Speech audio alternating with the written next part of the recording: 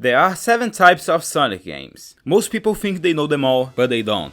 Type 1 2D side-scrolling classic Sonic. Sonic didn't just arrive in the 90s as another mascot. He came sprinting to gaming like a revolution. The 2D classics, Sonic 1, 2, CD, 3 and Knuckles, were like physics toys disguised as levels. When you pressed forward, you were slowly learning momentum. And that's why the classics hit differently. Mario was about precision, but Sonic was about freedom, curves, ramps, loops, and the feeling that speed was earned, not given. That emotion stuck with an entire generation. When Sonic Mania revived it, decades later, fans cried, because the physics felt alive again, like the soul of Sonic had returned. Superstars tried to bottle that same magic with new visuals, and while reactions were mixed, one truth stayed the same. The classic 2D formula is Sonic's DNA, and every time Sega touches it, the community judges. Does this feel like the classics again or not?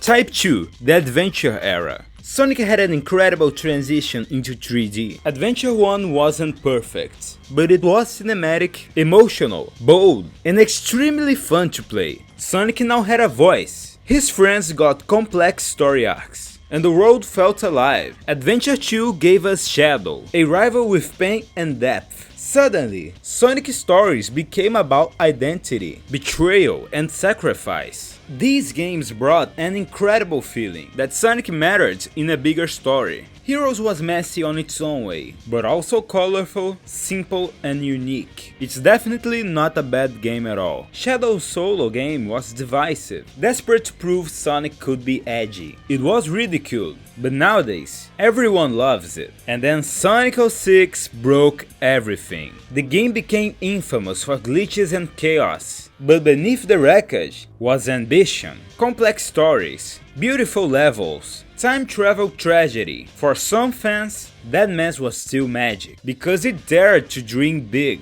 The Adventure Era lives on, not because of polish, but because it made Sonic feel larger than life. Type 3, Sonic fighting games. Yeah, out of nowhere, Sonic started getting his own fighting games. And I'll be honest, they were not bad. Sega took the blue blur and threw him into the ring. Sonic the Fighters was bizarre, cartoony, and strangely perfect. Seeing Sonic punch and kick felt like Sega admitting, yeah, our characters are iconic enough to be in their own fighting game. But the real emotional gut punch came with Sonic Battle on the Game Boy Advance. On the surface, it was a simple arena brawler, might I add, with incredible visuals and art style that still never returned to the franchise. But dig deeper and you find Emerald, the mysterious robot who could copy moves. His story is one of the most heartbreaking arcs in Sonic history. He starts as a blank slate, learning from Sonic and friends, almost becoming family. And then, I won't spoil you, but players were in tears at that ending. What almost no one noticed back in the day is how different this tone was. A Sonic fighting game, of all things, became a meditation on memory, loss, and what it means to be alive. Deep down, Sonic Battle was proof that even the strangest Sonic experiments could tell a story that broke your heart.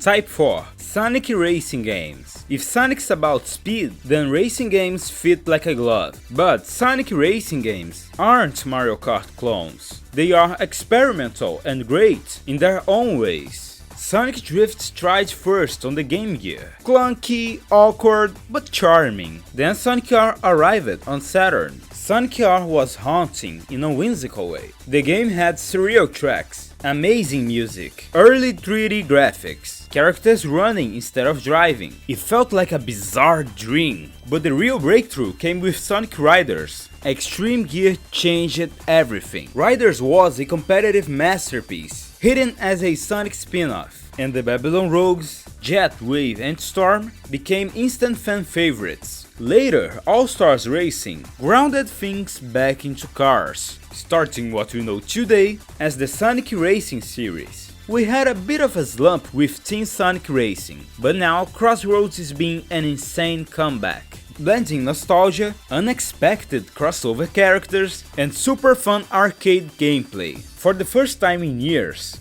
It feels like racing is becoming one of Sonic's core genres, and the series is now one of Sonic's biggest bridges to new fans. But here's where things get complicated.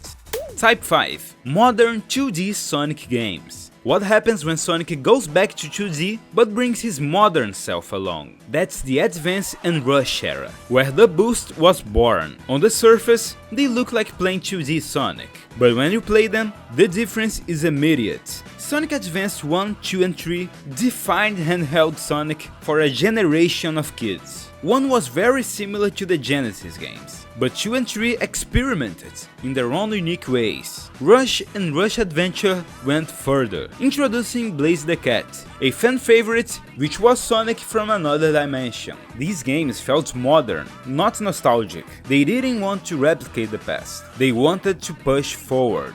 And yet, Sonic 4 Episodes 1 and 2 stumbled.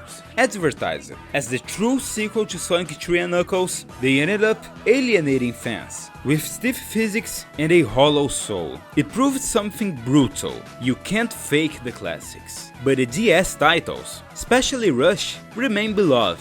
Why? Because they dared to evolve 2D Sonic into something faster, flashier, and unapologetically modern. It wasn't about returning to roots, it was about planning new ones.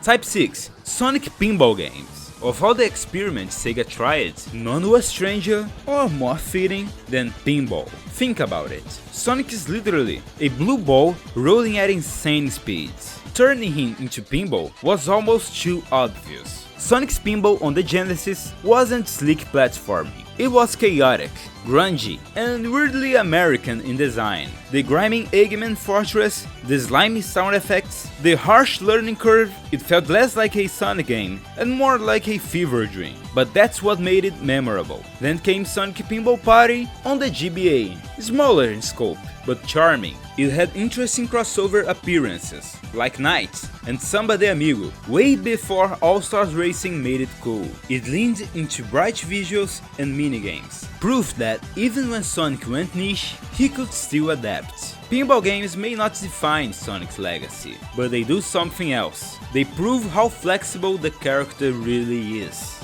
Type 7. The Boost era. Here comes the current style of 3D Sonic games. The Boost era. Sonic Colors, Generations, Unleashed, Forces, Frontiers, and now Shadow Generations. Generations in particular felt like the franchise's peak in 3 dimensions. But when the boost arrived, it was controversial. People started to think, are we even playing or just holding forward? This debate split the fandom like few others. But this was an unfair argument, as most of the boost games were very engaging thanks to their really well designed levels. Forces showed what Boost to Win really looks like. Short levels, shallow design. It left fans demanding something deeper. That's why Frontiers hit so differently. It kept Boost with open world exploration, combat and mystery. For the first time since Adventure 1, Sonic felt like it had a shift into a new, bigger, grander type of game. What will Sega do for the next full mainline Sonic game? We still don't know what the future holds. But if they follow up on Frontiers, then we can consider an 8th type of Sonic game was born, the Open Zone Sonic games. Click the video on screen before it disappears to know why Sonic is unpopular in Japan, and how Frontiers made the Hedgehog return to mainstream in his country of origin.